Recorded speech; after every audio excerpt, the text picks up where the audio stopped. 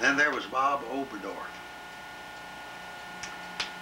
Bob Oberdorf was out here in the Air Force. His wife came to our church. She came to me once and said, I wish you'd go talk to my husband. Now, he might be mean to you. He don't like preachers. And he might say some bad things to you, but I wish you'd go visit him. See if you can win him to the Lord. So I went out there. They lived on Elmendorf Air Force Base. I went out there and he was home. Treated me as nice as anybody ever treated me in my whole life. Sat down and very graciously listened to me. And after a while, he said, you know, I wanted somebody to explain to me how I can be saved. He said, I'd like to be saved. And Bob trusted the Lord there that very first visit. Came to church the next Sunday. Now, he had been playing in a dance band out there at the Officers Club. He quit that, started coming to church, and he was there for everything. He couldn't get enough of it. I know that we were building that big concrete block church down on 6th Avenue. Bob took his whole 30-day furlough, came down there and worked every day on that church. And his wife then began to complain to me. She said, I never see Bob anymore. He's always down here at this church doing something. I wish you'd talk to him. And I thought that's the way a lot of wives are. They don't want their husbands saved so that they can do the will of God. They want their husbands saved so that they can handle them a little better. Anyway, she complained because he wasn't a Christian, and then he got so busy as a Christian, she complained because he spent too much time at church and doing things down there. Anyhow, Bob left here, and he retired from the Air Force. I was down in Dallas, Texas, preaching in a revival meeting. He showed up there on the first Sunday. He said, I'm working in an undertaker parlor down here in Austin, Texas. And I heard about you going to be here in a revival, and I've come up here. I'm going to spend the whole week visiting. I want some prospects. And Bob spent the entire week there, going from house to house, visiting people and witnessing to people and bringing them to the revival. Well, when you see anybody who does anything like that, it thrills your heart, blesses your soul to see that folks like that are really worthwhile, that you've won somebody to the Lord who really not only gives their soul in his keeping, they give their lives into his service. So Bob Oberdorf died 2 years ago, but he left a legacy behind him of souls that had been saved because of his witnessing. And that is a blessing. And then there was the case of a captain out at Elmendorf Air Force Base named Parks Lyle. Parks Lyle had seen us on television. He came to see me on an occasion.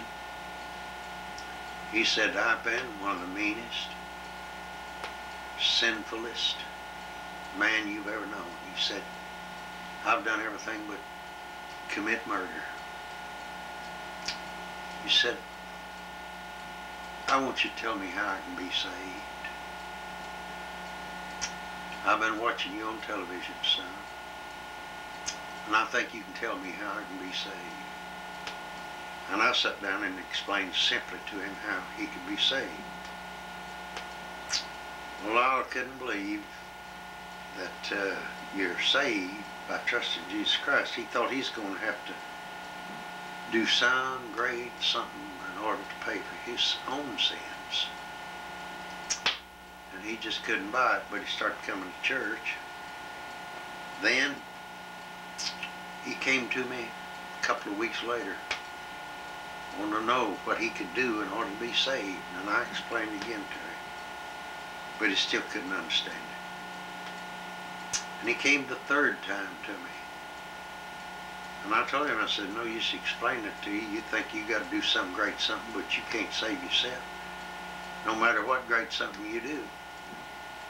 The only one who knows how to save you, and the only one who can save you is Jesus Christ. And until you can come to where you can understand that, well, he said, you know, I think I can see it now. And I explained again to him why. He just simply had to turn his case over to Jesus. He said, that's what I want to do. And he was saved there. I baptized him. Next Sunday morning, Parks Lyle came, and he was our Sunday school superintendent for a while. Didn't know too much about it, but he worked.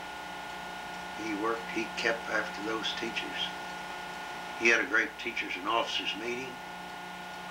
He was up there every night, almost of his life, working on the Sunday school deal. He didn't know too much about it at first, but he got study course books, and he boned up on the thing, and he made one of the best Sunday school superintendents I ever had. And then he surrendered to preach. He left here, went down to Tacoma, Washington, started a mission down there and was preaching in that mission. When he retired from the Air Force, he went to school and took some courses from the seminary, and he pastored churches down in South Carolina. For years he pastored a church in 96, South Carolina. There is one of the preachers that came out of our church who really served the Lord. And we could go on and on and on, because that has happened over and over and over again. But these are just typical cases of what God did with men down there through the work of the First Baptist Church. Been a blessing and a joy to me to hear about them and to have fellowship with them. The fact is, I've gone down on 3 different occasions and preached revivals in the church where Parks Lyle was the pastor for years, and it was a blessing. And the fact is, just yesterday, Parks Lyle called me on the telephone, wanted to talk to me. If I'm down there in that area anywhere in a revival, he'll drive 150 miles to come over to the revival and visit with us, have a good time, and do his part in promoting the revival. He loves the Lord, he loves souls. He became a great witness, winning other men to Jesus, and he's still a great witness down there in South Carolina, just doing his best to win everybody he can to Jesus Christ. And that's where it's at for us all. I think one of the, well, probably the greatest weakness of our Baptist churches today is that the congregation are spectators, and they expect the church staff to do most of the work.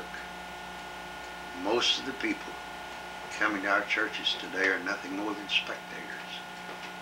They don't take any active part in any organizations in the church, and when they do, sometimes they just discuss things that ought to be done, but then they never get out and do them. And it's a great tragedy that we don't have people out here witnessing to the lost all the time. Well, these are some of the typical cases of people who've come to know Jesus through the work of the First Baptist Church in Anchorage, Alaska.